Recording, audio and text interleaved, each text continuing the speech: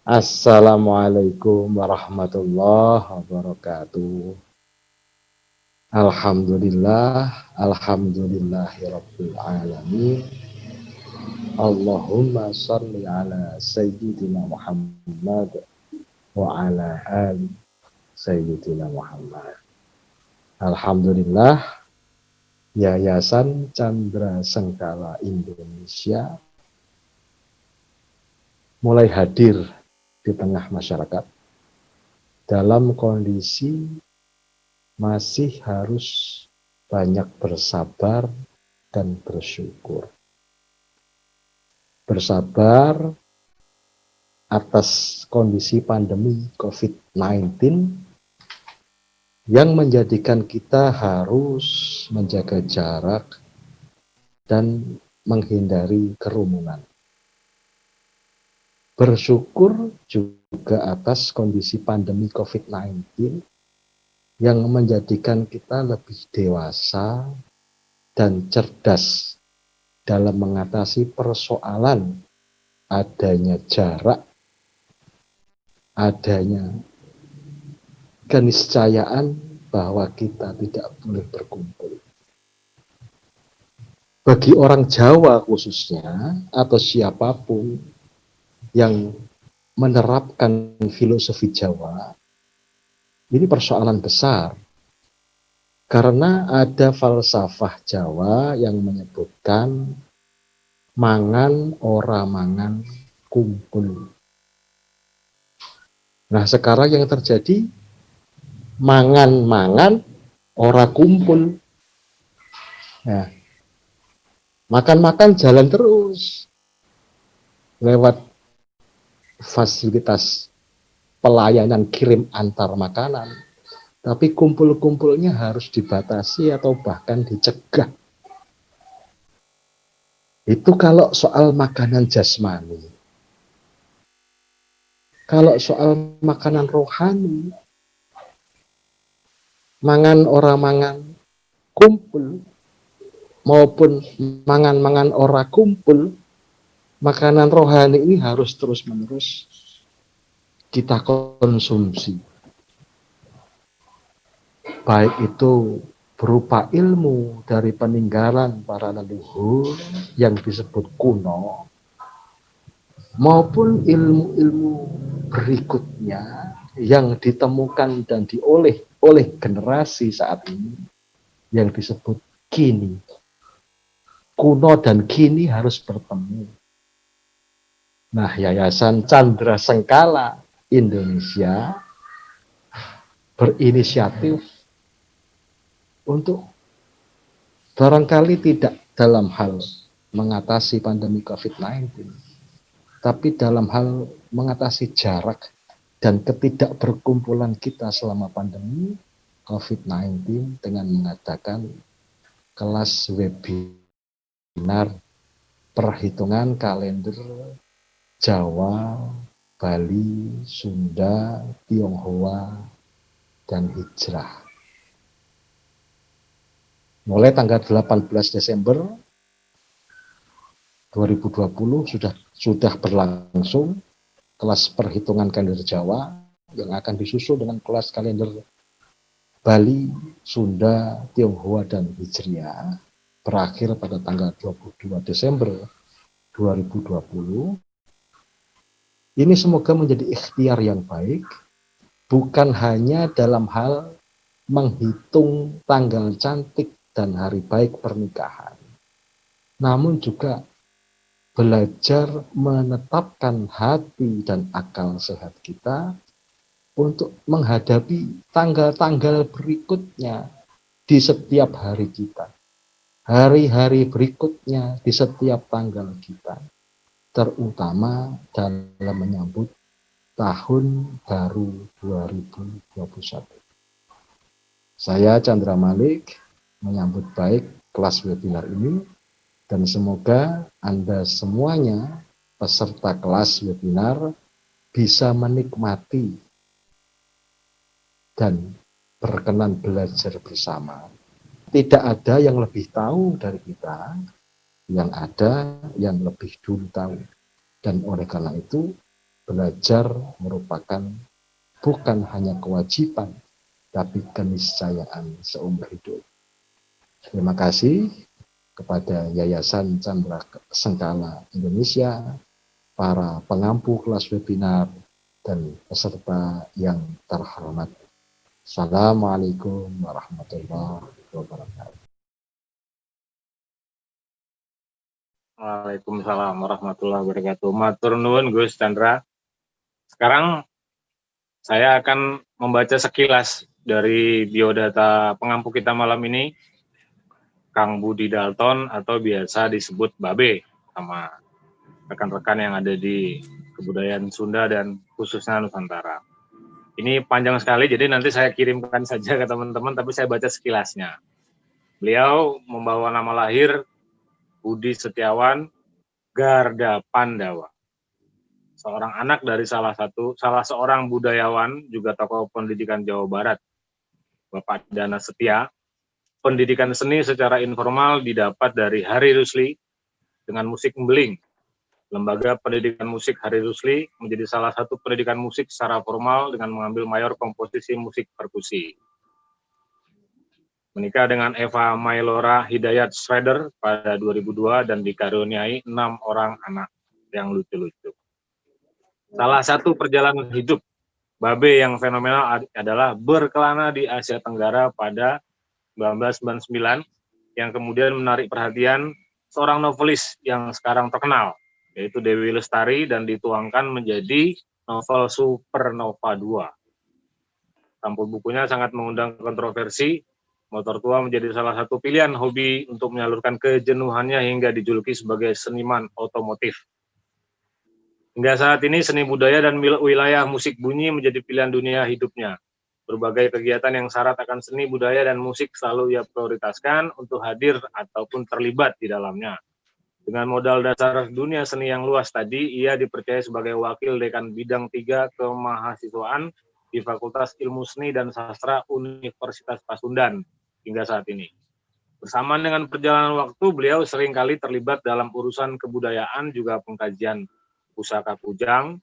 Salah satu modal dasar beliau dalam penggalian sejarah berdasar catatan-catatan para empu sebagai narasumber yang beliau coba kemas dan simpulkan dalam bentuk kajian metahistorik yang belakangan ini banyak diperbincangkan di berbagai kalangan, khusus budayawan dan para praktisi seni. Bahkan tidak sedikit yang memakai panalung tikan beliau untuk dijadikan literatur dalam sebuah tesis. Pendidikan formalnya dimulai 77 di TK SG PLB Bandung, diakhiri di tahun 2014 Akademi Budaya Sunda. Pengalaman pekerjaannya banyak sekali, pengalaman organisasinya juga banyak sekali, salah satunya pernah jadi pengurus OSIS di SMP Negeri 13 Bandung. Hingga akhirnya di tahun 2019 MPW Pemuda Pancasila Jabar, Ketua Bidang Pengembangan Daerah. Bakat Babe ini banyak banget, saya pusing bacanya juga, nanti dibaca sendiri aja. Hampir semua jenis bidang pernah digeluti. Yang terkini itu tahun 2020 Grab Region Bandung Virtual Talk menjadi narasumber. Jadi Babe ini punya banyak kemampuan dan kita perlu belajar banyak dari beliau. Makanya kenapa malam ini saya Reno Azuir mewakili Yayasan Chandra Sengkala Indonesia mengundang pengampu kita untuk hadir menemani kita belajar membaca Kala Ider. Saya tidak akan berpanjang lebar karena Kang Budi atau Babe juga udah membisiki beliau hanya akan berbicara sebentar. Lebih senangnya ditanya dan menjawab, atau beliau yang bertanya kita yang menjawab, tergantung bagaimana nanti. Singkat aja saya akan ngasih pengantarnya. Kala Ider di Sunda itu ya sama dengan mirip-mirip dengan Bali, mirip-mirip dengan Jawa.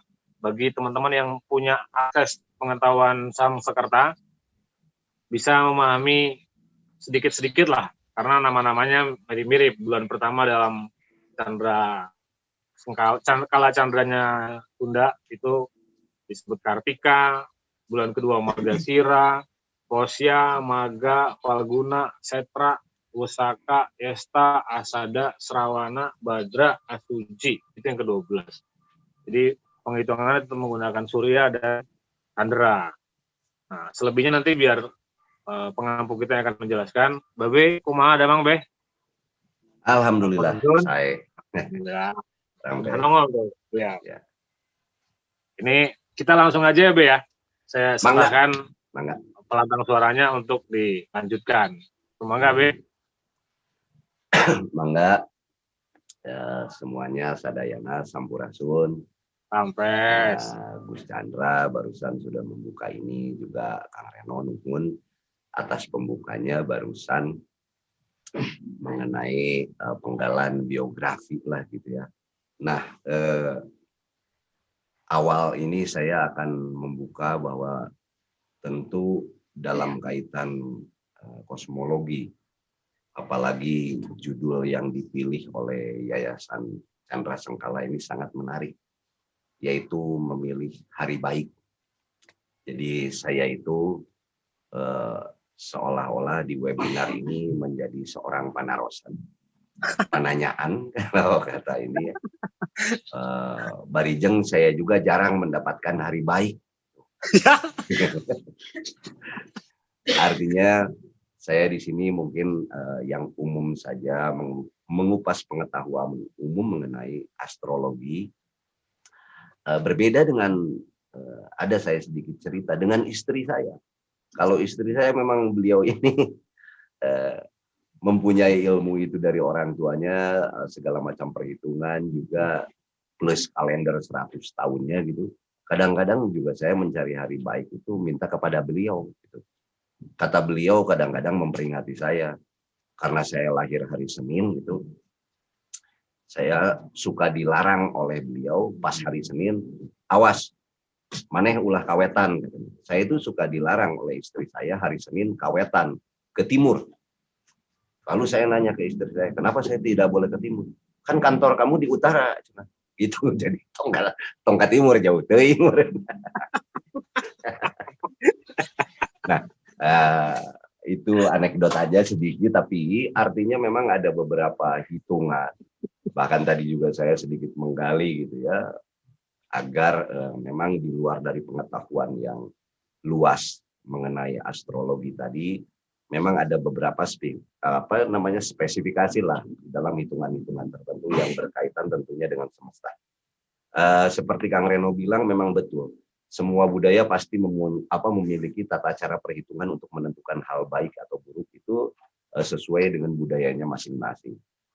Tentunya hal ini akan menjadi sebuah patokan, atau anehnya itu banyak kemiripan mungkin di dalam bahasanya saja atau nama-namanya saja. Kenapa terjadi sebuah kemiripan? Ya, karena mataharinya juga satu, bulannya juga satu gitu ya. Hanya saja mungkin di budaya Sunda mungkin ada yang disebut juga palintangan nantinya ya.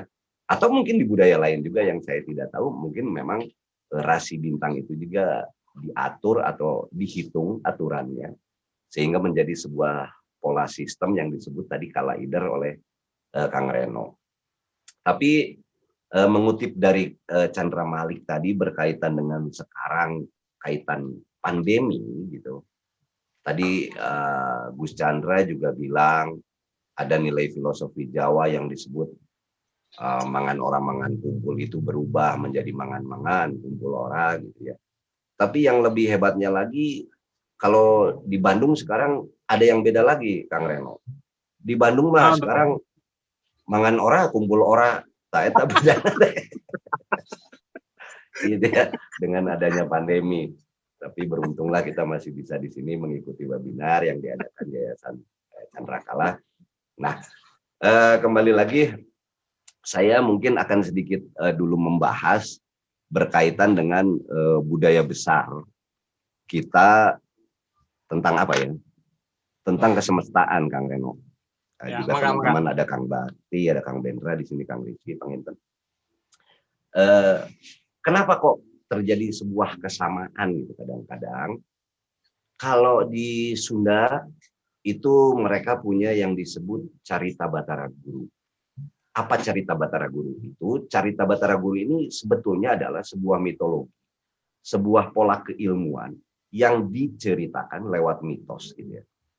Batara Guru ini di situ statementnya dia yang memberikan cahaya, dia yang memberikan ilmu, dia yang memberikan kehidupan, dia yang memberikan segala macam pengetahuan. Yang tidak ada lain adalah sebetulnya itu gambaran atau personifikasi dari matahari. Nah, kalau matahari ini adalah dinamai Batara Guru zaman itu, gitu. Di situ disebutkan Batara Guru ini mempunyai istri, namanya Dewi Uma katanya gitu kan ya. Jadi kalau di dalam teorinya Stephen Hawking gitu ada yang disebut badai matahari. Juga kita punya dongeng cerita Batara Guru tentang penciptaan semesta ini. Pada saat Batara Guru ini meledaklah gitu ya, atau sebuah badai matahari terjadi dar gitu, maka bumi atau benda-benda langit memisahkan dari matahari. Maka ada planet nanti kita mengenalnya gitu. Nah, ini disebutkannya bahwa Batara Guru mempunyai istri namanya Dewi Uma. Uma ini adalah sebetulnya bumi, atau suka disebut dengan Uma, Umi, atau Umbi, atau Ambu kata Sunda, atau Sumbi, atau Ibu gitu. Itu intinya ada sebuah gambaran tentang maskulin dan feminin di dalam kosmos gitu ya. Nah, tapi ada statement baru bahwa Dewi Uma ini cantik bercahaya. Oh ya jelas karena dia bagian dari api gitu ya.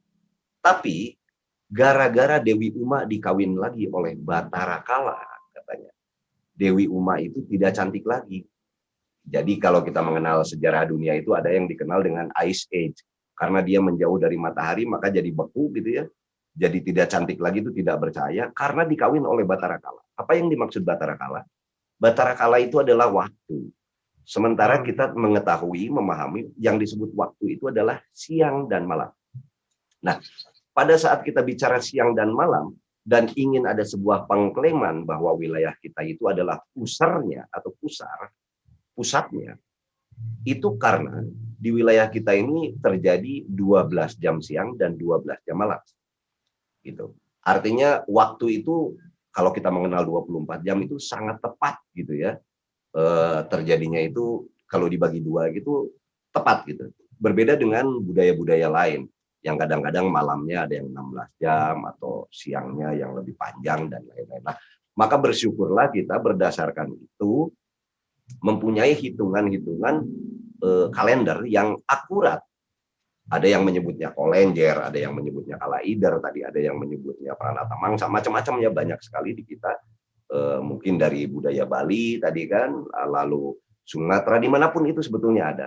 Hanya kita kadang-kadang sulit untuk membacanya karena pola penyampaian keilmuannya biasanya tadi lewat mitologi atau lewat sebuah artefak-artefak yang menurut kita ini hanya sebuah karya seni. Ternyata bukan, ternyata itu Kalaider atau hitungan waktu. Di antaranya adalah yang paling sering kita temui yaitu batu satangtung atau apa ya, menhir ya gitu ya. Menhir. Itu salah satu yang menjadi sebuah patokan waktu di dalam peredaran matahari, atau kita menyebutnya di Sunda sebagai Surya Kala, atau yang dihitungnya itu adalah matahari. Nah, di luar itu saya pikir kalau bumi itu bulat dikenal dengan lemah cai, kata orang Sunda, lemah cai itu adalah tanah dan air.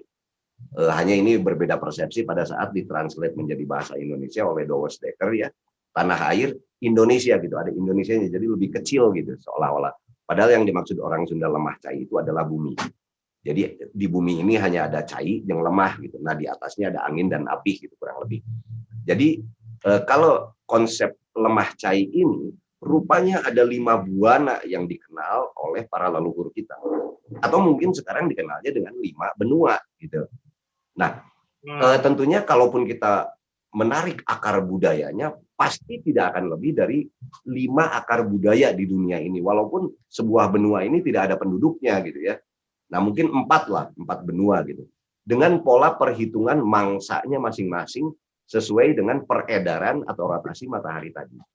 Maka dari itu, kok ada kesamaan ya Bali dan lain-lain gitu, misalnya Sumatera, Bali, tadi ya Jawa Tengah, Sunda, lalu Bugis dan lain-lain.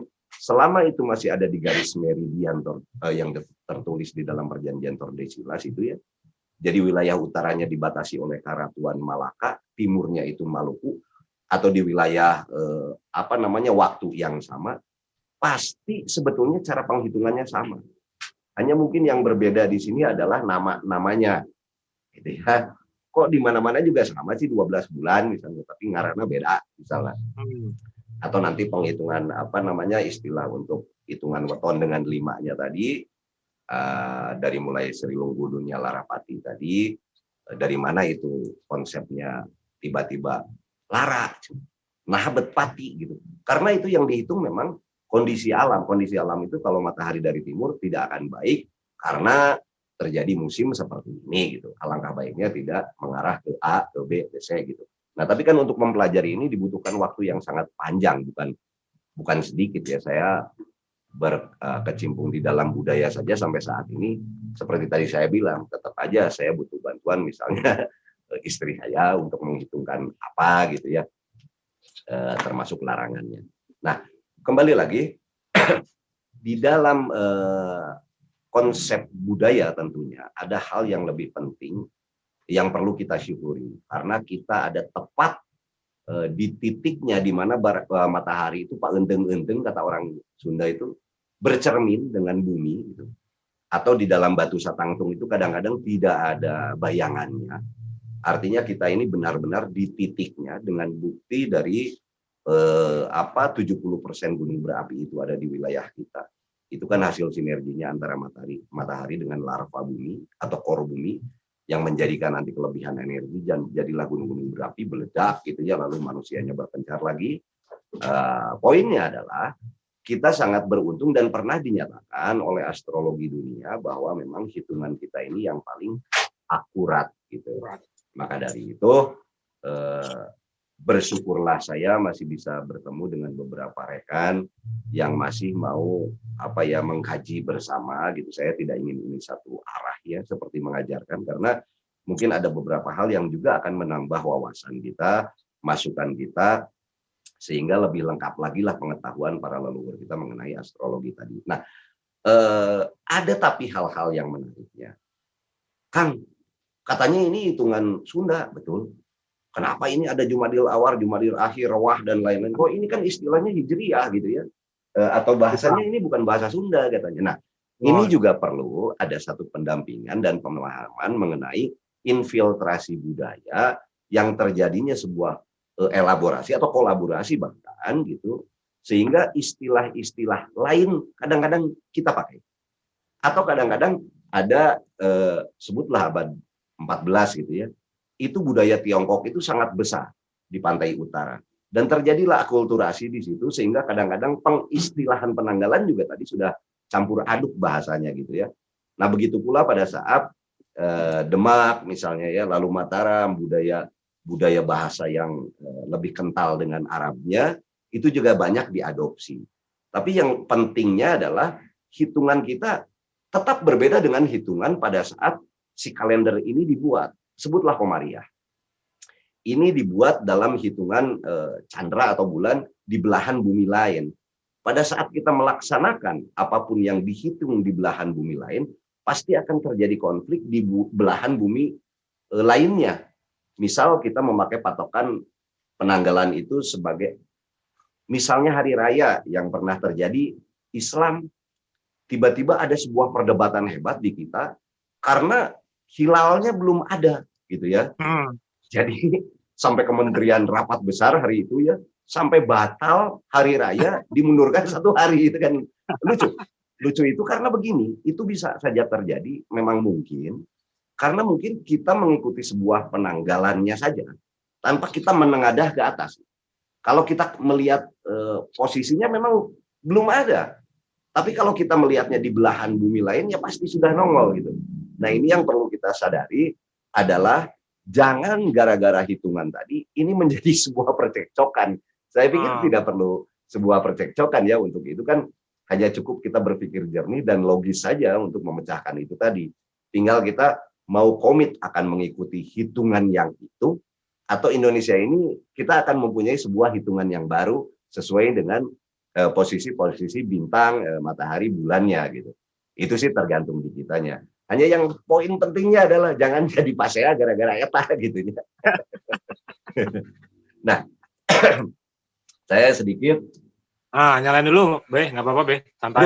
Saya tuh sebetulnya gini, Kang Reno, punten ya, kalau ada juga yang kurang seret gitu, kalau saya sambil merokok. Karena Mangga. begini, saya itu kan orangnya aktivis, saya benci kapitalis perusahaan besar. Saya itu mau bakar pabrik rokok. Tapi karena jauh di Kudus, saya bakarnya satu-satu aja lah. Mudah-mudahan lama-lama juga kan ini gitu. Iya.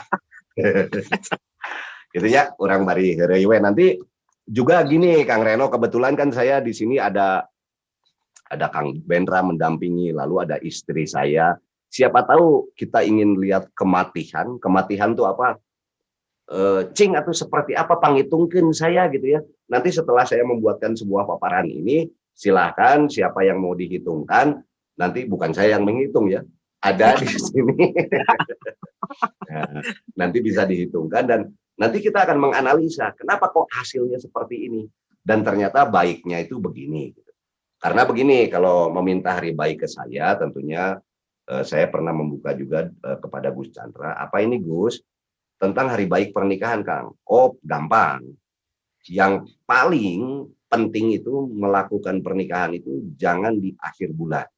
Karena nggak akan ada yang amplop gitu ya. Yang ke satu. Kedua, jangan jam 7 pagi 17 Agustus. Nggak akan ada yang datang karena mereka upacara semua. Yang terakhir, jangan di hari-hari raya besar. Nggak akan ada yang datang dan mereka pada lebaran gitunya. Nah, saya mah cuma bisa ngitunginnya kayak begitu-begitu aja.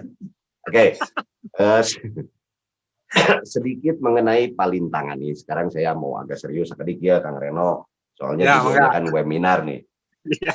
Jadi kita mengenal di budaya Sunda ada yang disebut palintangan Sunda adalah sebuah istilah yang berasal memang itu dari bahasa Kawi ya. Lintang itu sampai sekarang juga dikenal ya di Jawa Tengah atau Timur mengenai lintang kemukus misalnya gitu ya. Atau ya lintang itu artinya ya sama gitu ya, rasi.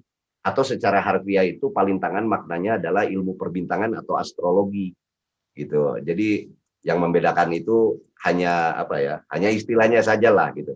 Nah, kategori pengetahuan tradisional masyarakat Sunda itu menentukan hari baik, lalu arah mana yang harus ditempuh untuk mencapai satu tujuan.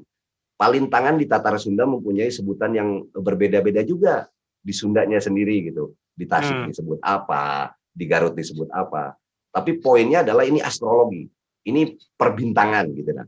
Seperti juga adanya Pranata Mangsa atau aturan musim nantinya untuk menentukan perhitungan waktu sebagai pedoman bercocok tanam gitu. Nah, keterkaitan palintangan dengan tradisi agraris Sunda juga itu melahirkan penentuan musim dalam satu tahun gitu. Samalah di budaya lain juga ya.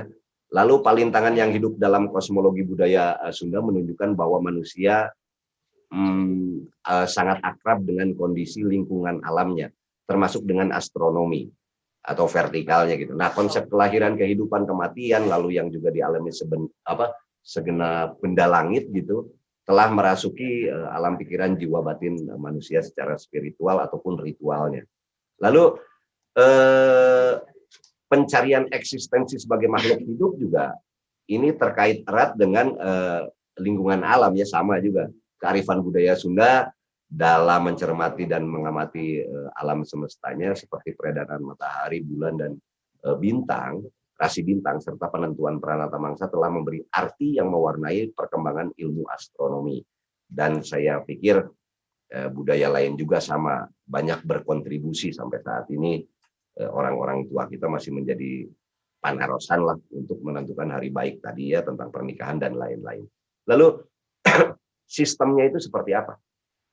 Palintangan ini bertumpu pada pola perhitungan hari, lalu ada yang kita mengenalnya juga dengan pasaran, bulan, tahun, dan nilai-nilai lain yang disebut naptu nanti atau naktu katanya ya sebetulnya, tapi biasa kita mendengar naptu. Atau hari palintangan tadi juga menghasilkan poe halus, hari yang baik, poe naas, hari goreng gitu, atau acuan perhitungan hari atau wukuk nanti disebutnya ada 7 hari gitu. Lalu yang menariknya ada perhitungan buhun yang kita mengenalnya juga sama di budaya kita semua, yaitu pasaran ya. Ada Kaliwon, Manis, Pahing, Pon, Wage yang memiliki nilai pada masing-masing penentuan hari dan pasarannya. Nilai ini dalam bentuk angka, ini menariknya. Nah, inilah yang suka dihitung-hitung oleh leluhur kita. Itu yang penerusnya itu sampai sekarang juga masih ada ya. Banyak gitu. Ya, istri saya juga salah satunya yang suka menghitung seperti itulah kurang lebih. Selain itu palintangan juga dapat dijadikan rujukan menentukan pergerakannya matahari pada siang hari tentunya ya. Pergerakan matahari menuju ke arah timur atau barat, dan pergerakan bulan pada malam hari. Jadi pedoman bagi manusia untuk menentukan hari dan perhitungan bulan juga pada saat mengarah ke selatan atau arah tenggara lalu arah utara. Kita mengenalnya sih bahasa astrologi itu rasi Orion atau luku ya di dalam budaya kita, atau ada yang nyebut waluku. Waluku ya, atau wuluku. Wuluku. Atau itu Scorpio sebetulnya kalau bahasa astrologi. Makanya itu kan suka dipakai untuk menentukan musim atau perhitungan kalender untuk kegiatan bertani atau bercocok tanam berdasarkan benda angkasa. Makanya yang disebut wuluku di budaya Sunda itu kan suka ditarik oleh kerbau itu ya, lalu diinjak oleh petaninya. Nah di belakangnya itu suka ada ekornya gitu, lalu ini seolah-olah itu seperti kalajengking gitu. Itu sebetulnya gambaran atau pembentukan sebuah rasi yang diaplikasikan dalam budaya gitu, bercocok tanam gitu ya. Tapi yang menariknya itu ini digambarkan gitu loh dalam bentuk produk estetika atau karya seni, seperti salah satunya wuluku tadi. Nah, dari situ kita mengenal naktu tadi atau naftu, perhitungan yang diambil dari asal namanya itu aksaranya ya dengan angka. Setelah keduanya dijumlahkan akan ketahuan bagus atau tidaknya nanti. Nah, perhitungan tersebut atau perhitungan berdasarkan angka, cara mencari waktu yang baik untuk melaksanakan satu maksud, misalnya tadi menikahkan anaknya, menyunati anaknya, bepergian atau apapun, melaksanakan kegiatan itu gitu ya. Nah, kita mengenal mungkin angka yang sama dengan istilah yang sama tentang nafsu tadi. Nah, ini saya harus baca nih, tadi baru belajar juga dari istri saya mengenai unsur hari gitu ya.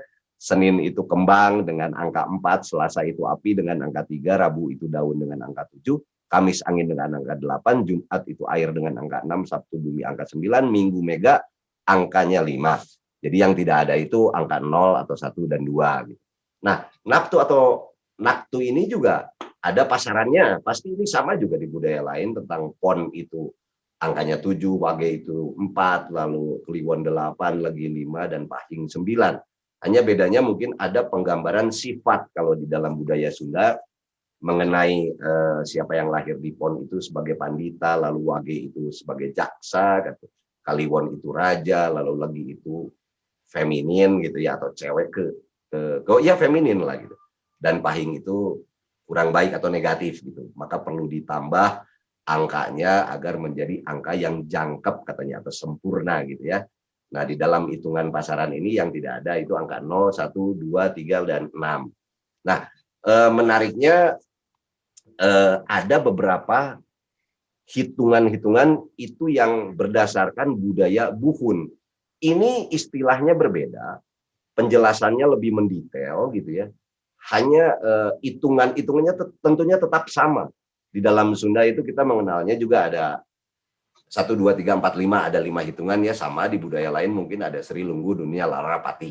Hanya mungkin definisinya saja. Kalau Sri itu menempati bilangan 1, Sri sering juga dikaitkan dengan Dewi Padi dalam budaya Sunda, yaitu Dewi Sri atau Nyi Pohaci katanya. Jadi dapat pula dimaknai dengan banyak pangan yang kita dapati.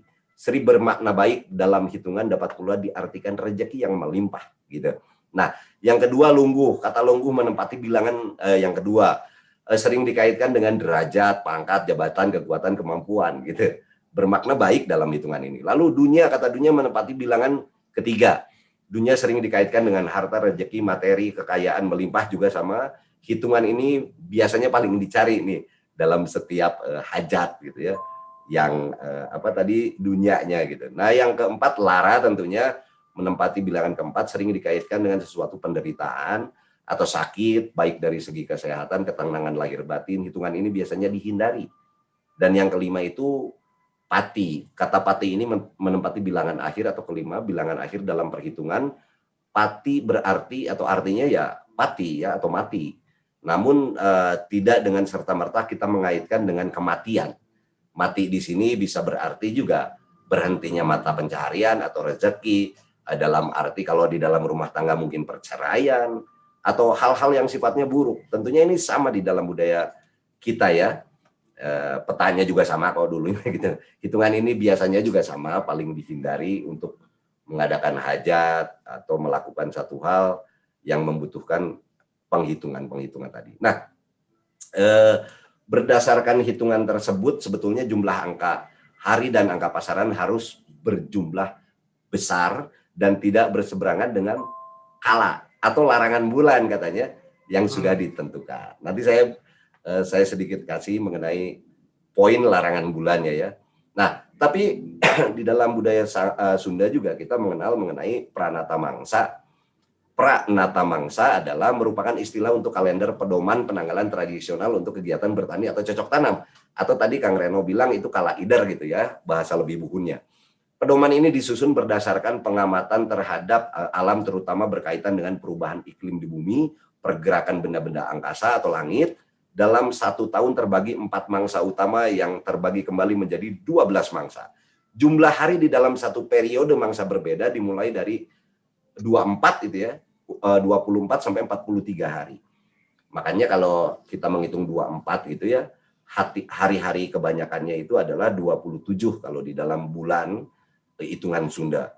Makanya ada yang disebut caang bulan 14 katanya, kata orang tua. Jadi pertengahannya dari 27 hari itu kurang lebih hari ke-14 itu bulan pasti terang. Dan itu pasti akurat, hanya di bulan-bulan tertentu. Tapi erat juga kaitannya dengan adanya pergantian musim. Setiap mangsa menunjukkan pola alam pada mangsa tersebut. Sedangkan yang dimaksud 4 mangsa utama adalah musim ketiga gitu atau kemarau, musim labuh itu pancaroba lah gitu ya, robah abah. Dan musim niji atau musim hujan itu kan sama di budaya yang lain juga ya. Setiap musim itu mempunyai watak atau fungsi dinamika musim atau lintasan benda langit yang berbeda, yaitu bulan dan matahari, bintang dan rasi bintangnya sendiri. Hal ini akan menghasilkan urutan musim dalam sebuah kalender yang digunakan sekarang oleh masyarakat Sunda. Gitu. Nah, tadi sudah dibilang tentang Kartika dan lain-lain oleh Kang Reno. Jadi kalau ditarik lagi ke belakang sebetulnya ada yang lebih buhunnya lagi. Kita mengenal dengan yang pertama itu kasa istilahnya untuk Kartika tadi ya. Lalu mohon ada yang dikenal dengan kasa atau mangsa pertama. Itu kalau sudah dikonversi dengan penanggalan kalender sekarang itu kurang lebih 21 Juni sampai 31 Juli. Rentangnya itu 41 hari, dilambangkan seperti daun ya, selalu dilambangkan ya, atau soita ya, atau murka saka ngembanan kayu-kayuan gitu, daun. Tandanya adalah angin datang dari timur gitu. Daun berguguran dari pohonnya, telur apa tuh namanya jangkrik juga mulai menetas, siang panas, malam dingin, kondisi tanah panas, bintang walaupun terlihat sebelah timur dan bayangan ke arah selatan gitu. Musim seperti ini termasuk juga musim kemarau atau tidak cocok untuk bercocok tanam. Lalu yang nah maka dari itu selalu yang dilihat itu sebetulnya tetap benda-benda langit akhirnya. Walaupun istilahnya masih pasti berbeda-beda. Yang kedua, kita mengenal dengan Karo. Mangsa kedua dimulai itu kurang lebihnya 1 Agustus sampai 23 Agustus. Nah, ini rentan waktunya ini 23 hari dilambangkan dengan rengko atau tanah belah gitu. Lalu tandasnya ada angin datang dari selatan, utara menuju ke arah barat, siangnya panas, malam sangat dingin, tanah belah tadi ya. Maka ini akan dihindari untuk bercocok tanam. Misalnya seperti itu kan. Lalu ada kita mengenal K3, 24 Agustus sampai 16 September itu. Lalu Kapat, itu yang keempat, 17 September sampai 11 Oktober kurang lebih. Lalu kelima juga. Lalu K6, itu ke-6, K7, K7, Kawolu K8, sama ya bahasanya. Kasongo ke-9, Kasada ke-10, Desta ke-11, Sada 12. Itu 11 Mei sampai 21 Juni dengan rentan waktu 41 hari. Nah, kalau mengingat tadi hitungan-hitungan yang begitu detailnya gitu dalam hitungan, saya pernah lihat buku 100 tahun kalendernya istri saya gitu ya. Lengkap gitu, ada Sundanya, ada Jawa, ada Tionghoa, ada apapun lengkap. Itu memang terjadi kesamaan-kesamaan, yang berbeda itu istilah dan angka gitu yang berbeda. Tapi ada yang paling penting, mereka itu selalu menghitung tentang kala atau larangan bulan lah gitu ya. Atau kala ini kita mengenalnya dengan peredaran bulan matahari atau bintang menurut kepercayaan orang Sunda itu dapat menentukan kala yang tadi itu, yaitu sesuatu dapat menimbulkan bahaya atau malapetaka. Kepercayaan mengenai perhitungan tersebut juga dimaksudkan agar tidak mapag kala atau mengundang bencana gitu atau menyambut kala dalam segala perbuatan yang akhirnya dapat merugikan diri sendiri atau sekelompok orang atau bahkan orang lain. Kala menurut kepercayaan orang Sunda dapat menempati tempat atau arah mata angin tertentu dan setiap hari kala itu akan berpindah tempat. Menurut perhitungan tempat kala berada adalah sebagai berikut nih, salah satu nih. Ini sudah terjadi percampuran dengan budaya yang saya bilang tadi, ada yang mengistilahkannya dengan Arab gitu ya, mengenalnya dengan istilah Arab. Nah, sebagai berikut ya, kalanya itu ketika masuk bulan Muharram, lalu Safar, Rabiul Awal, kala itu berada di sebelah timur lurus, artinya hari yang dilarang adalah Sabtu Minggu misalnya. Bulan Rabiul Akhir, Jumadil Awal, Jumadil Akhir, kala berada di sebelah barat, lurus dan barat miring atau apa kata kita Tenggara gitu ya. Artinya hari yang dilarang adalah Senin dan Selasa, kurang lebih. Lalu kita mengenal juga bulan Rajab Rawah atau puasa gitu ya. Kala berada di sebelah barat laut timur, artinya hari yang dilarang itu Rabu atau Kamis. Terakhir itu bulan Syawal, lalu Hapit kata orang Sundanya, atau Dzulqa'dah dan Rayagung atau bulan besar gitu. Kala berada di sebelah barat daya, artinya hari yang dilarang adalah hari Jumat. Nah, keberadaan kala itu menuntut atau memberi pengaruh agar manusia dalam segala tindakannya sesuai dengan perhitungan kala, sehingga memberikan hasil yang maksimal untuk mencapai kebahagiaan lahir batin, di samping untuk mencapai keseimbangan tadi, tujuan yang dikehendaki oleh kita. Dengan demikian, maka masyarakat Sunda mengetahui kapan hari tepat gitu ya, atau saat yang tepat untuk mengolah sawah tadi, menanam padi, membangun rumah, menikahkan anak, atau bahkan sampai melahirkan, itu baiknya kapan. Karena itu berkaitan juga dengan pemberian nama bayi gitu ya biasanya. Nama bayi yang baru lahir itu dikaitkan dengan kondisi semesta yang ada. Ada juga sebetulnya tanggal-tanggal, atau ini kaitannya dengan tanggal yang sudah tadi diistilahkan di dalam budaya Sunda, tapi istilahnya itu bahasa Arab tadi, tanggal yang dinyatakan sebagai waktu yang naas gitu. Itu juga sudah dihitungkan mengenai Muharram, jatuhnya tanggal 3, 12, 20, itu kan artinya sudah akurat sekali. Lalu Safar itu jatuh pada tanggalnya 1, 10, 20, Rabiul Awal jatuh tanggal 7, 11, 15, Rabiul Akhir, semua sudah detail dengan tanggalnya. Tanggalnya naas, tanggal sekian, tanggal sekian, tanggal sekian, karena anginnya dari sini, mataharinya dari sini. Nah, ini kan saya pikir satu keakuratan yang sangat hebat mengenai hitungan semesta oleh para leluhur dengan patokan-patokan yang ditinggalkan lewat kolenjer atau kalaidernya tadi.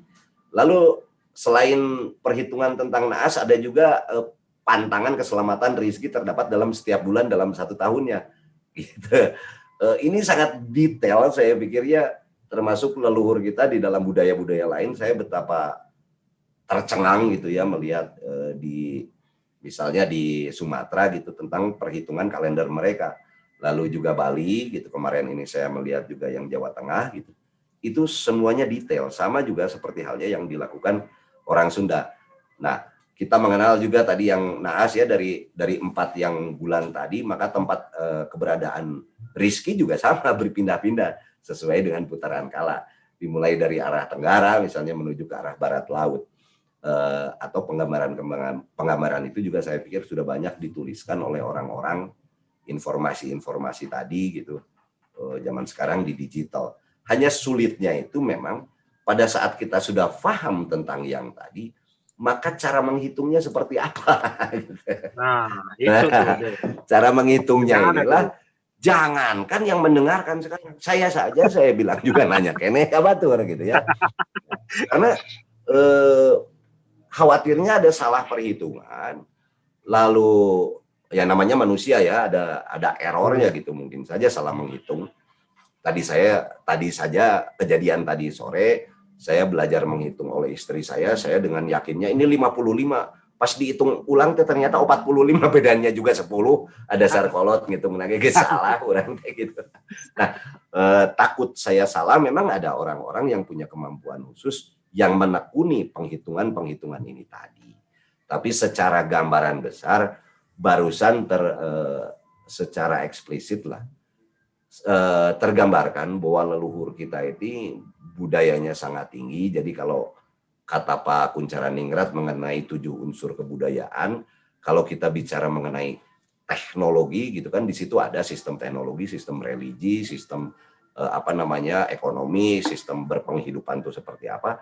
Ada 7 unsur itu, semua sudah terlengkapi dengan salah satu yang barusan kita bahas mengenai astronomi atau palintangan atau kalaidar tadi, yang memang sudah lengkap di budaya kita. Dan saya yakin kalau kita menganggapnya Sunda itu sebuah budaya yang hidup di Pulau Jawa bagian barat atau sesuai dengan doktrinnya Hindia Belanda kan begitu ya, itu tentu sama juga di kebudayaan-kebudayaan yang lain yang sudah dipisahkan istilahnya oleh bangsa Hindia Belanda gitu ya. Jadi ada Jawa gitu, ada Sunda gitu, ada Bugis, ada Batak dan lain-lain, pasti punya kebudayaan yang sama hebatnya seperti yang saya utarakan barusan.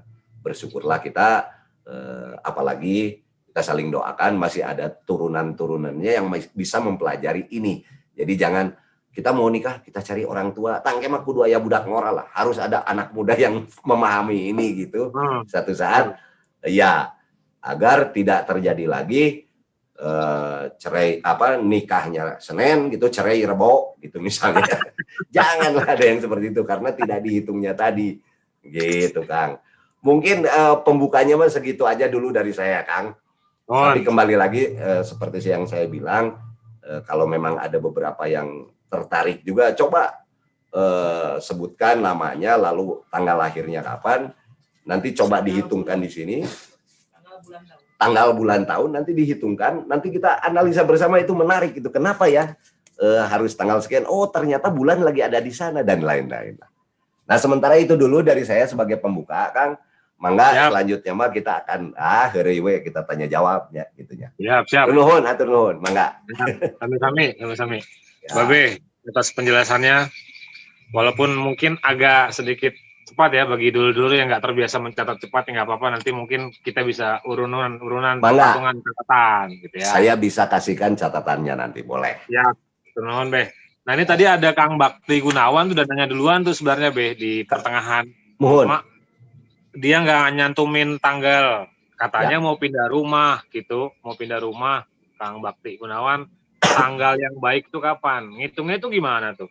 Ya, tetap kan mau pindah rumah atau apapun, itu kan kita mencari hari baik yang berkaitan dengan kelahirannya beliau dulu.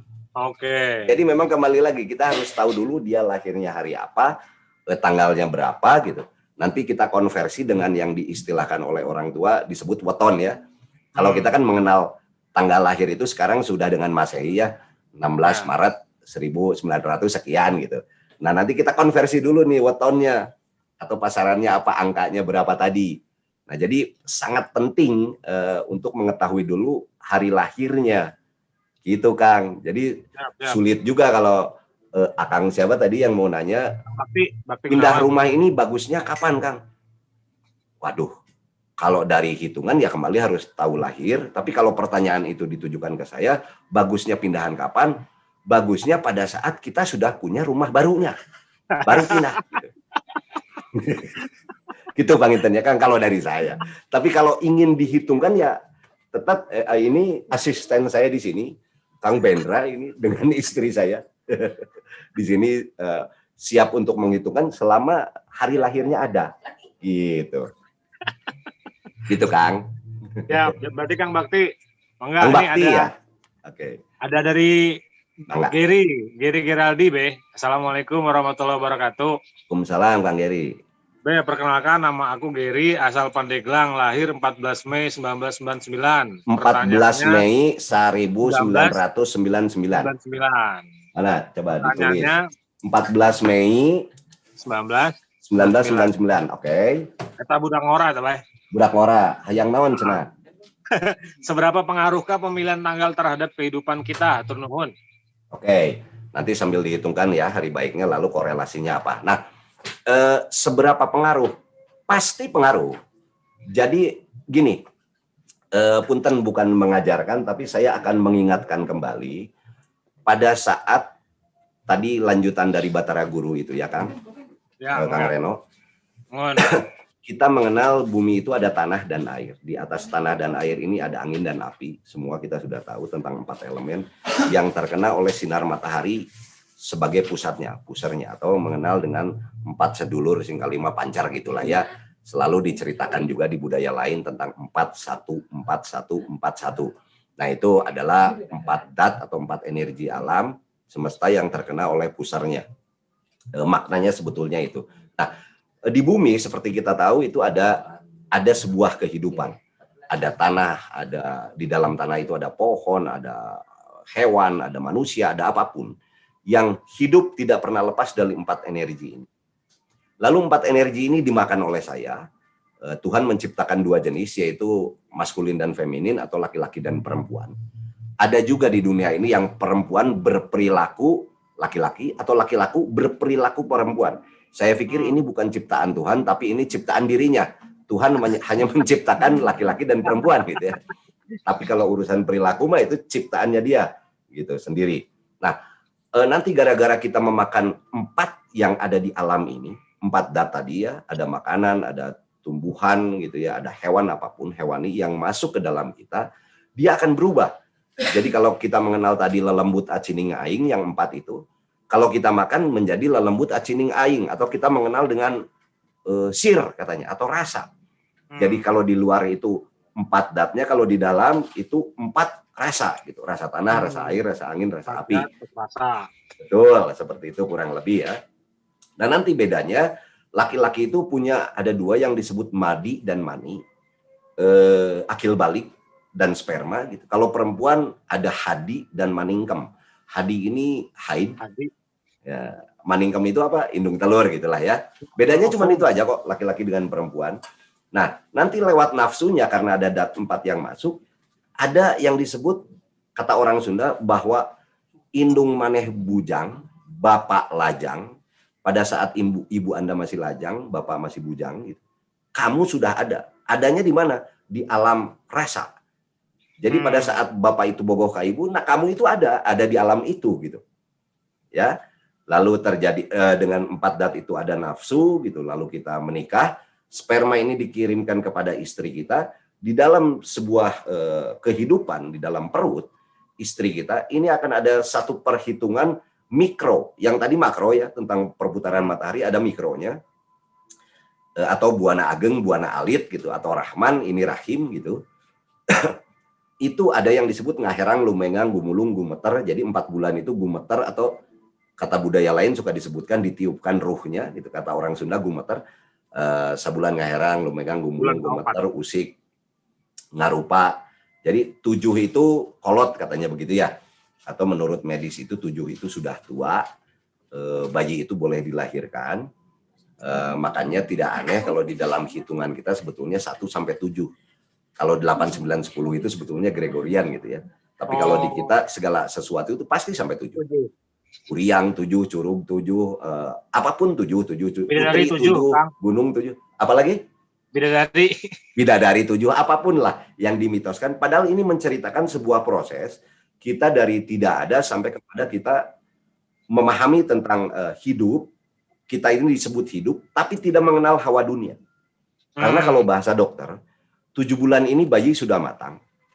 Tapi apa yang menghidupi dia? Karena bukti yang menghidupi itu kan ada yang masuk lewat hidung gitu ya. Atau orang Sunda mengenal wa gitu. Nah, apa yang menghidupi bayi ini adalah segala sesuatu yang masuk lewat ibunya. Sperma ataupun makanan. Artinya yang masuk lewat ibunya itu pasti dat yang 4 gitu. Lalu dikirimkan kepada Bali dan ditransfer lewat pusar kepada bayi tadi. Sehingga bayi tadi hidup.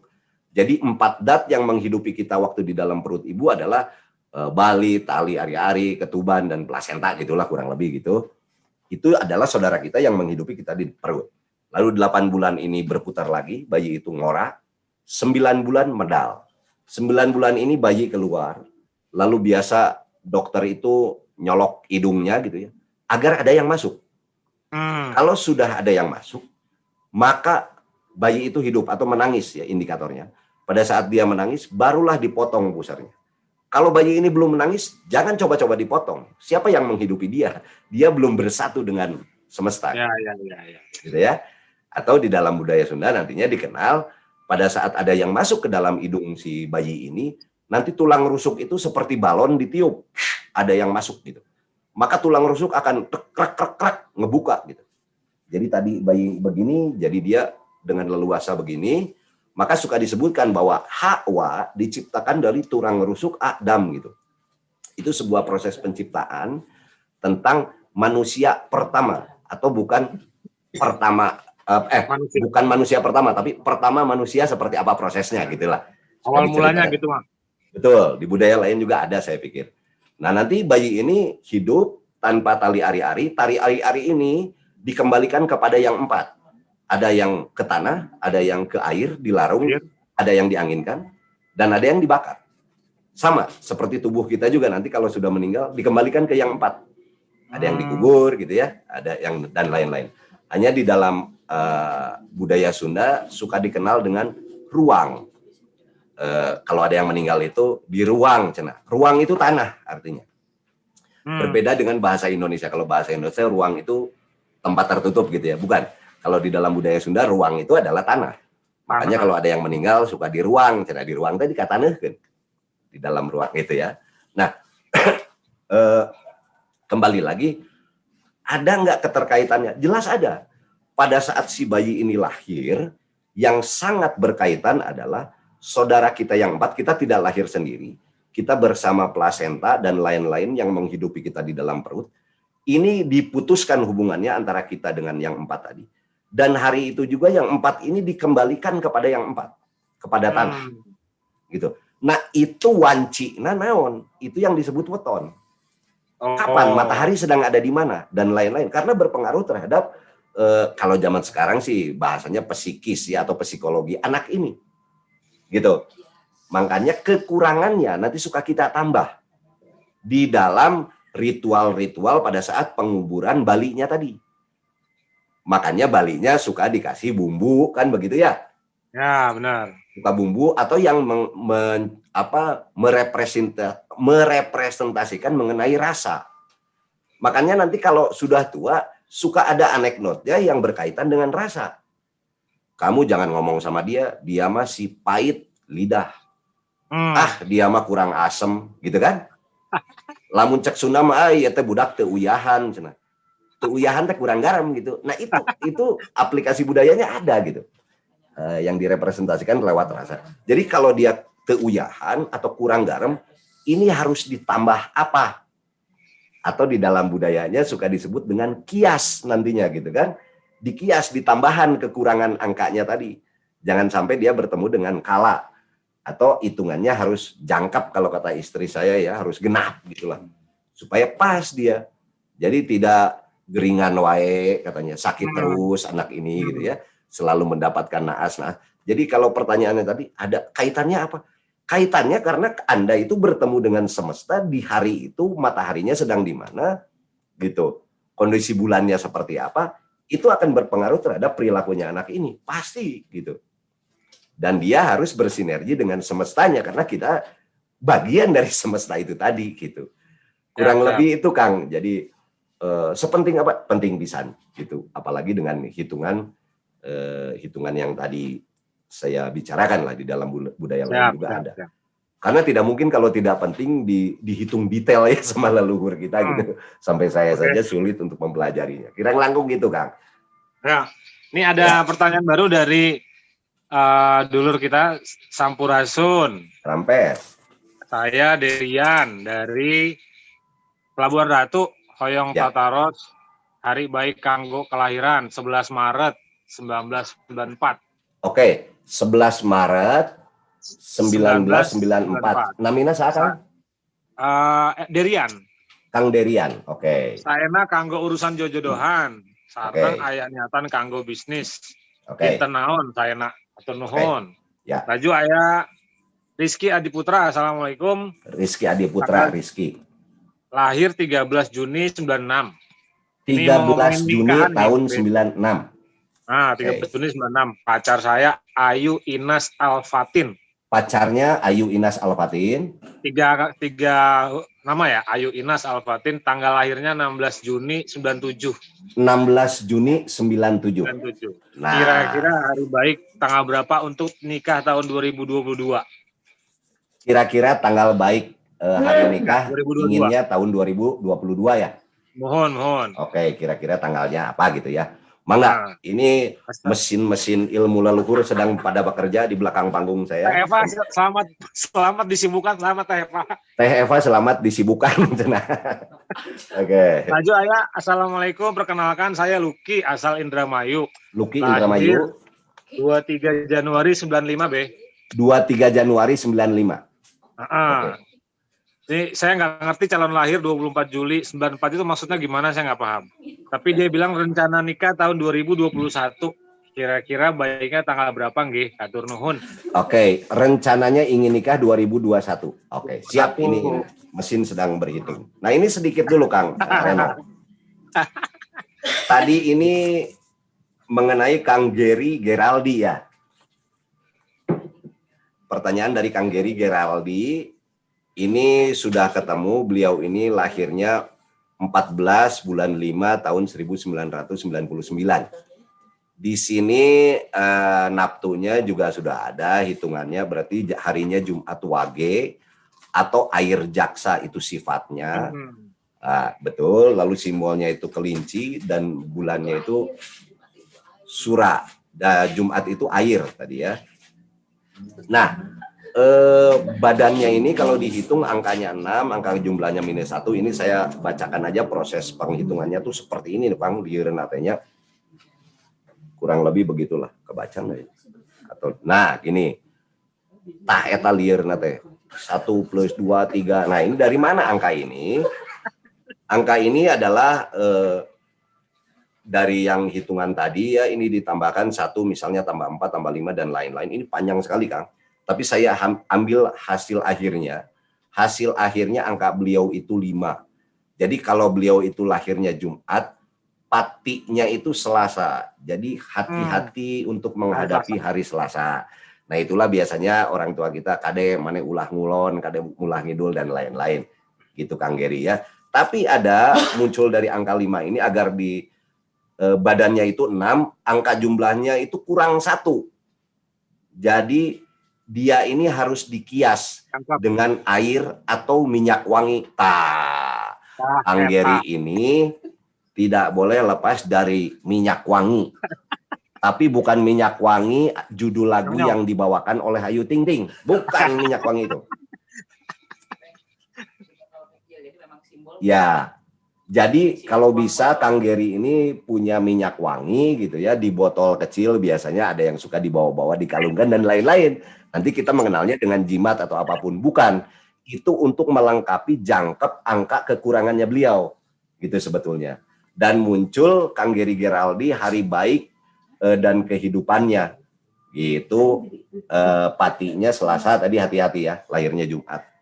Tak itu Kang Geri hati-hati di hari Selasa gitu ya. Coba aja di ini lagi, diingat-ingat lagi Kang Geri pasti pernah didatangi debt collector pada hari Selasa. Itulah kurang lebih. Nah, itu hitungan hari baik ya Kang Geri. Ini hasil dari hitungan. Saya tidak bacakan atau jelaskan cara menghitungnya seperti apa karena bukan rahasia, tapi panjang sekali. Terus terang, saya tadi hampir 3 jam untuk belajar menghitungnya. Kenapa ini di sini? Kenapa ini begini? Kenapa itu begitu? Karena namanya ilmu kan harus ditanya ya sampai sayanya paham gitu. Sampai hitungan ini muncul, ini dari mana? Mungkin nanti saya akan kasih dalam bentuk tulisan kepada Yayasan Chandra Sengkala. Nanti saya kirim juga lewat Kang Dendra atau Kang Reno ya. Jadi bisa lebih detail dan dipelajari gitu. Tapi kalau di sini kayaknya Kang, saya tadi saja 3 jam itu belum selesai Kang. Bukan saya tidak bisa menangkap ya, bukan. Tapi agar pertanyaan itu detail karena memang kalau di konsep kampus kayaknya ini harus beberapa SKS atau bahkan semester mungkin. Yakin saya pada saat kita belajar falakiyah misalnya ya juga kan butuh waktu gitu Oh, tidak tiba-tiba hari itu juga kita paham, tidak. Nah, apalagi ini dengan angka-angka yang akurat berkaitan dengan kalaider. Siap. Gitu. B. Ya. Aya tilu pertanyaan Tilu. baru. Pertanyaan baru ada 3, siap. Nah, saya Dur, mungkin Dur Rohman atau Dur Rohman. Dur Kolak nggak tahu. 17 Dur Maret. 17 Maret Kang Dur Rohman. 88. Dur 17 Maret 88 lahir di Cimahi. 88. Kalau lahirnya di Cimahi di Bungbulang di mana mangga wedap di mah teu naroskeun. Lahirnya marek di rumah sakit rek di mana. Oke, 17 Maret 88 Kang Dur Rohman. Laju aya Rija Nah, Faizal. Kang Dur ini dia ingin tahu hari baiknya hari naasnya atau? Mungkin begitu. Oke, hari baik ya. Kayak Gary tadi kali ya. Sekarang ada Riza Faizal Azmi. Riza Faizal Azmi. Riza Faizal Azmi. Rizal Faizal. Oke, Azmi. 11 Juni 1990. 11 Juni 1990. 90. Oke. Tolong hitungkan hari baik untuk memulai sesuatu, Be. Oke, hari baik ya untuk memulai sesuatu. Budak pamengpeuk kata. Di Pamengpeuk. Nah, ya. Laju aya Nur Aini. Assalamualaikum, Be. Saya Nur Aini. Nur Aini, Be. Nur Aini. Saya Nur Aini tadi teh membahas perihal kelahiran. Saya mau tanya. Saya lahir masih terbungkus ketuban. Lahir 19 November 92, Ba'da Maghrib. 19 November 1992. Oke. Ba'da Maghrib. Terus kalau masih dalam ketuban gitu teh apa ada maksudnya, Be? Hehehe, nuhun, karena kalau baca-baca artikel jarang sekali bayi lahir yang kayak gitu. Oke. Bayi lahir dengan ketubannya ya, masih di dalam ketuban. Masih terbungkus ketuban. Oke. Siap. Sementara itu dulu, Be. Nanti ada satu pertanyaan lain yang saya susulkan. Oke. Apa sudah ada yang bisa dihitung? Ada yang sudah dihitung? Akang Gary atau siapa yang tadi mau nikah? Saya tadi tidak. Riza Be ya, Riza, bukan Rizal. Oh, Riza ya, Riza Faizal. Riza. Paling yang hari baik sudah ada? Yang hari baik? Kang Bakti mau pindah rumah ya? Oh, gitu. Nah, Kang Bakti alangkah baiknya pindah rumahnya ke RSS. Enggak tuh Kang, tenang Kang. Ini lahirnya Kang Bakti 19 Oktober 92, Be. Tahun 92 ya. Oke, Kang Bakti ini lahir tanggal 19 Oktober tahun 1992. Sama seperti tadi, hitungannya panjang sekali. Tapi sudah ketahuan beliau ini lahirnya Senin Legi. Itu manis ya, betul ya? Nah, lalu sudah dihitungkan, lalu kita ambil endingnya aja ya. Hari baiknya itu Sabtu dan Minggu, itu 0 angkanya. Kalau mau pindahnya bisa Senin, Selasa, Rabu, itu baiknya. Gitu. Karena Sabtu Minggu hitungannya 0, jadi punten Kang Bakti kebalik. Jadi yang aman itu Senin, Selasa, Rabu. Nah, kalau misalkan nggak ada waktu, bisa dilakukan di Sabtu atau Minggu. Senin, Selasa, Rabu, Kang Bakti. Tapi kalau sampai terpaksa dan tidak ada waktu, bisa Sabtu Minggu karena hitungannya 0. Tidak minus gitu ya. Itu Kang Bakti. Juga kalau perlu mobil sewaan baknya, insya Allah saya bisa menyediakan Kang Bakti. Aduh. Gitu kirang langkung. Senin, Selasa, Rabu, sampai terpaksa Sabtu Minggu bisa, karena Sabtu Minggu hitungannya 0, tidak minus gitu ya. Yang disebut kala tadi dari pemaparan saya yang pertama itu kalau minus atau kurang, atau tidak jangkep, istilahnya istri saya gitu. Gitu, nah itu untuk Kang Bakti. Lalu ada lagi mungkin untuk yang mau nikah. Yang mau nikah udah agak panjang pasti ya, karena 2 orang yang dihitungnya. Ke satu, dan ini tuh ngitungnya tidak boleh pakai kalkulator, Kang Reno. Betul. Kenapa tidak boleh pakai kalkulator, Kang Reno? Kenapa? Tahu nggak? Kenapa tuh? Kenapa? Karena sekarang kan udah ada handphone, pakai handphone aja. Pakai kalkulator mah sekarang udah nggak musim kan. Kalkulatornya udah di handphone maksudnya sekarang mah. Siap. Nah, sebentar karena memang agak panjang menghitung 2 orang nih ya, dan 3 orang. Kembali ini Kang Renonya menarik gitu, Kang Rizky ada di sini, Kang Parman ya, panggil Kang. Jadi kalau apa ya, mohon maaf sekali lagi di dalam sebuah pengalaman saya di dalam satu pemaparan budaya tentang kajian dan isi gitu ya. Itu kadang-kadang di dalam ilmu pedagogi atau mengajar gitu Kang ya. Lamun serius ting teh sok tunduh Kang. Bahkan kadang-kadang malah termasuk gitu. Karena tidak ada momentum-momentum yang diingat gitu. Adon ngalamun saking terkesimanya terhadap gurunya yang hebat itu tadi gitu. Terkesimana dirinya pada saat ditanya mah, aduh, naonnya gitu ta. Jadi bukan sekali juga saya melecehkan atau mengheraikan pola keilmuan seperti ini. Jadi lebih apa ya? Lebih mudah diingat sebuah momentum gitu. Oh, itu si Kang Bakti tiba-tiba orangnya jadi ingat lahirnya 19 bulan 10 tahun 92 tuh ingat. Padahal catatannya geus dicanak deui. Gitu. Karena ya mungkin itu mah salah satu trik aja di budaya kita. Sambil nunggu pertanyaan ini ya. Peserta yang dibatasi bertanya sudah tinggal satu lagi. Ya. Saya mau nitip pertanyaan mungkin di kalangan, tadi saya nyusun pertanyaan sendiri dari kawan-kawan yang sudah nitip pertanyaan yang tidak saya sampaikan ke Babe. Siap. Jadi ada semacam kebingungan gitu ya, yang mungkin akan menghinggapi banyak orang di Nusantara. Betul. Kenapa? Pertama yang saya tahu kalender Kalaider atau Pranata Mangsa di Sunda itu lebih tua dari Maya bahkan usianya 28.000 tahun. Betul. Nah dari setua itu kenapa bisa lahir begitu banyak kalender dan punya tata cara dan ciri-cirinya masing-masing. Lahir di sini wataknya begini, tapi kalau di sana beda lagi. Tadi sampai ada yang nanya, kalau saya Sunda, calon suami saya Jawa, itu kalender mana yang dipakai? Itu kan termasuk kebingungan, Be. Ya. Jadi kenapa bisa sampai berbeda begitu? Itu dasar utamanya itu apa, Be? Oke. Tapi ini agak sedikit belok dikit ya. Belok dikitnya begini. Kalau diceritakan tadi kebudayaan kita itu sangat tinggi dengan bukti artefak geologi dan geografinya itu ya, itu ada yang sudah ditemukan atau ada yang masih digali juga. Ini sedikit saja di dalam matriks arkeologi dunia dulu itu, di dalam arkeologi dunia itu paling kiri itu kebudayaan Mesir kuno. Atau nanti kita mengenal Mesopotamia, Babilonia. Ini hanya sedikit informasi saja. Di dalam matriks arkeologi dunia sekarang, di sebelah kirinya udah ada. Namanya Gunung Padang. Silahkan Anda tanya ke teman-teman atau data arkeolog internasional. Yang jadi masalah, kok tidak terpublikasi ya? Gitu. Kok tidak ada upaya ya untuk bahwa kita ini sudah ada sebuah perubahan besar di dalam arkeolog gitu ya.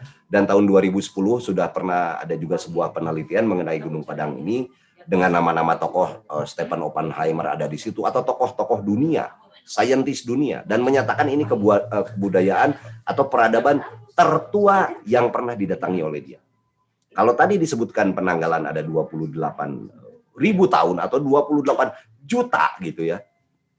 23.000 tahun yang sekarang sudah dinyatakan mengenai Gunung Padang. Menurut arkeolog, gitu, bukan menurut saya. Artinya kan sudah tidak ada lagi yang bisa mengklaim lebih tua dibanding itu berdasarkan penelitian-penelitian yang sudah ada. Yang jadi masalah adalah, kok orang setakut itu untuk menutup sebuah peradaban besar pernah ada. Karena kembali lagi, 7 unsur kebudayaan, artinya kalau sudah ada sebuah peradaban, 7 unsur kebudayaannya sudah terpenuhi. Artinya teknologi sudah yang paling tinggi.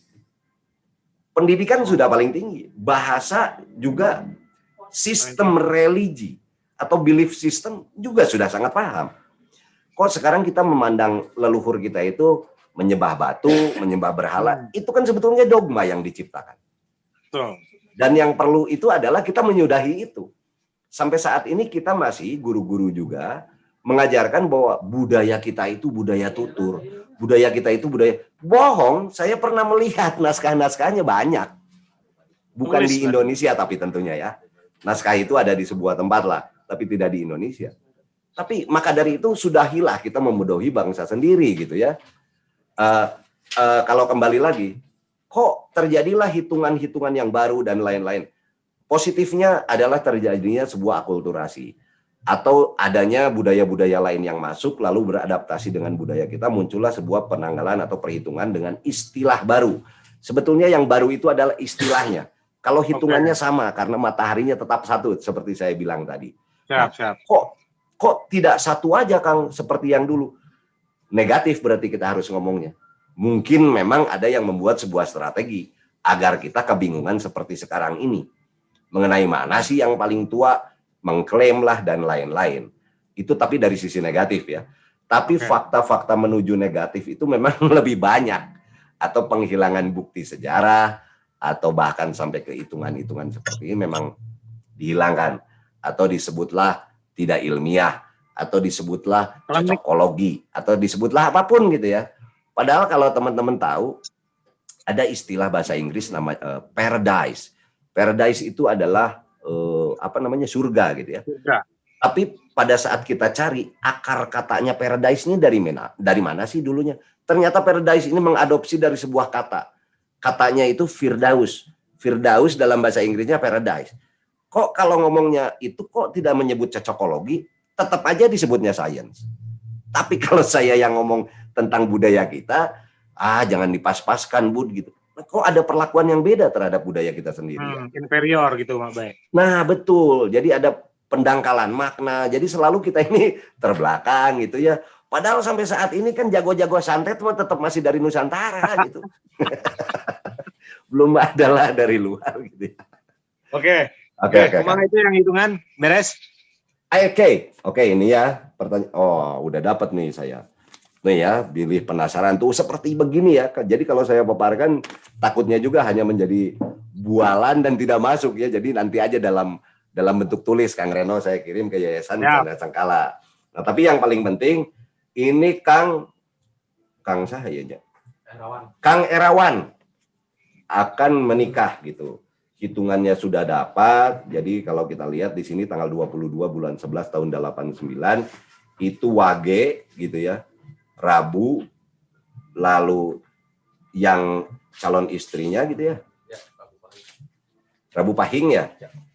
Nah, nikah Kang Erawan, lahir Rabu Wage, lalu perempuan Rabu Pahing. Ini sama-sama Rabu nih. Pernikahannya adalah akad hari Rabu Wage atau Kamis Pon. Nah, ini silahkan mencari tanggal di tahun 2000 berapa tadi 22 ya inginnya. Carilah hari Rabunya Wage atau kalau tidak Kamisnya Pon. Mangga sok narikah gitu.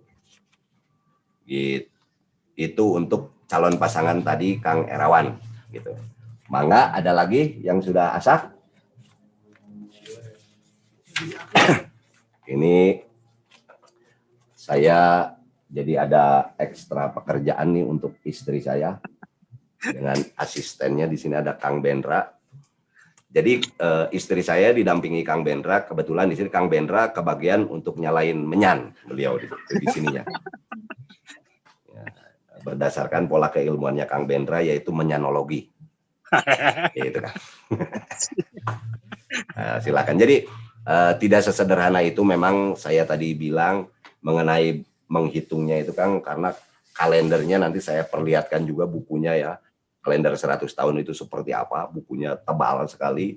Tidak Hampura Ini siap. Ada dua lagi, dua sekalian aja pendek-pendek pertanyaannya. Oke. Minta dihitungkan namanya Ahmad Wafa Kamal. Ahmad Wafa Kamal. Double F. Ya.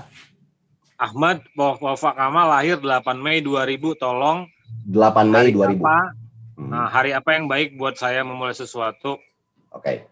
8 Terus Mei. ada Assalamualaikum, Kang saya Acep, lahir 7 April 66. 7 April 66 Kang Acep. Ya. Hari naas saya hari apa dan apa hari naasnya hari apa gitu. Dan apa kekurangan dan dikiasnya sama apa? Oke, kekurangannya apa dan dikiasnya apa? Acep. Teman-teman dibatasi cukup sampai situ pertanyaan tinggal kita tunggu. Sementara ini juga masih berhitung ya. Oke. Ada lagi ini aja Kang, kita ngobrol mangga pertanyaannya yang lebih ke apa tadi ya seperti yang tadi lah.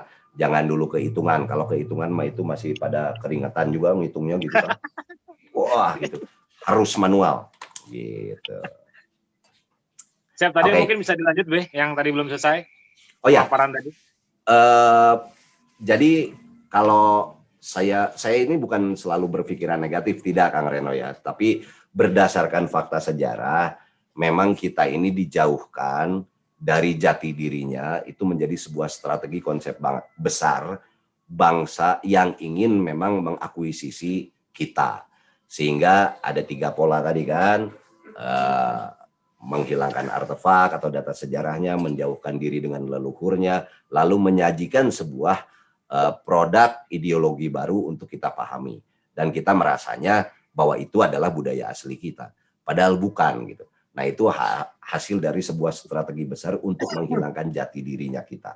Nah ada yang selalu didengungkan saat ini, saya ingat ya 2018 saya diajak pemerintah juga tentang kembali kepada jati dirinya. Kembali kepada jati dirinya. Hanya pertanyaannya sebetulnya, kalau kita kembali itu ada back azimutnya. Ada titik nolnya. Nah kita kembalinya mau kemana? Karena perubahan. Betul Kang Reno. Karena kenapa? Perubahan budaya itu pasti juga serta-merta karena adanya sebuah regulasi yang mengatur. Contoh misalnya saya menyalahkan anak sekarang gitu ya.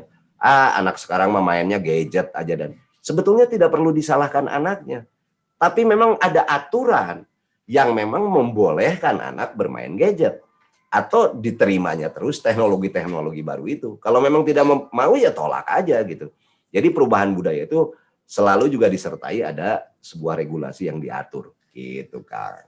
Nah sedikit nih ada untuk Kang Derian, nama penanya. Yang lain di kesempatan lain. Naon itu? Ya nanti disusulkan aja di grup. Oh disusulkan bisa ya. Oke. Ini Kang Derian. Waduh, ini Jumat, air, wage 4 ya, jaksa, sionya anjing kalau dalam hitungan Tionghoanya. Nah, jodohnya beliau itu sebetulnya, karena beliau ini kekurangan 1 angkanya untuk digenapkan, dijangkepkan gitu ya. Maka jodohnya itu yang lahir di hari Rabu atau Sabtu. Jadi kalau ketemu cewek, jangan dulu ditanya nama. Lahir hari apa? Gitu aja. Nanya bogo segala pekte lahirna Kemis gitunya. Wah. Jadi jodohnya itu yang baik itu memang lahirnya di Rabu dan Sabtu. Yang bisa ngomong. Oh jangan yang bisu. Ya betul juga. Harus ngomong. Jadi kuncinya dari semua hitungan ternyata tadi dibilang ya ternyata komunikasi juga. Jadi pada saat ini setelah dihitungkan secara kesemestaan, pada saat hubungan vertikalnya kita tidak baik juga tetap terpengaruh gitu ya. Jadi memang tetap harus sinergi itu. Jadi yang keduanya, Kang Derian, kalau bisnisnya itu memang atas dasar kekurangannya tadi ini harus dikias kembali lagi. Air dan minyak tadi, sama dengan yang tadi. Bisnisnya juga air. Bisnisnya juga air. Kalau mau gitu ya, bisnis air lah. Ngirim es campur, bikin jual air ketuban misalnya. Atau minyak-minyakan, misalnya kan ada yang minyak wangi atau air apa tuh? Galon ya apa? Dan lain-lain lah. Pokoknya yang berkaitan dengan air atau dengan minyak, insya Allah bisnisnya baiklah gitu, Kang Derian ya. Saya tidak berani menjanjikan lah itu mah. Tapi kalau dari hitungan penanggalan tadi, yang baiknya itu Kang Derian. Yang lain nanti disusulkan lewat bentuk tulisan ke Yayasan Chandra Sangkala. Itu Kang Renonya. Punten Nyabe, kita harus sudahi pertemuan yang mulia ini. Betul. Hatur nuhun pisan, saya juga sudah diangkat di sini Kang Reno ya. Sementara sedulur-sedulur Sedayana, saya bantu menyimpulkan sedikit hasil paparannya Babe kita. Siap. Jadi kalender Sunda itu juga seperti kalender Bali dan Jawa, menangkap gejala alam, pergerakan benda-benda langit yang kemudian disusun berdasarkan hitungan pengamatan hari per hari, waktu ke waktu. Kala menjadi either, jadi waktu yang berputar di tanah, air, udara, angin, dan api. Itu yang kemudian disimpulkan menjadi sebuah kalender atau pranata mangsa tata kehidupan orang-orang yang ada di negeri Sunda. Selebihnya nanti kita bisa diskusi di grup, mungkin Babe bisa bantu. Sementara ini Itu dulu yang bisa kita bagi-bagi. Hatur nuhun pisan buat Babe Budi Dalton yang sudah berbaik Sama-sama. hati berbagi ilmu kepada kita. Pesan beliau, jangan menjadi bangsa yang minder, Siap. jangan inferior, jangan Betul. bentar-bentar klinik, jangan bentar-bentar nggak percaya diri gitu ya. Siap. Jadi kita Betul. bisa ngaos bareng mungkin ke buminya Babe Sama-sama. atau ketemu di Bangga. Bandung atau di mana saja. Bangga. Sementara itu, terima kasih dari kami Yayasan Chandra Sengkala. Tabe pun ahung buat Babe. Terima kasih hatur nuhun pisan. Rahayu, hatur nuhun. Sami-sami. Rahayu Sagung Dumadi untuk dulur-dulur sekalian. Terima kasih. Assalamualaikum warahmatullahi wabarakatuh. Salam. Sampurasun. Rampes.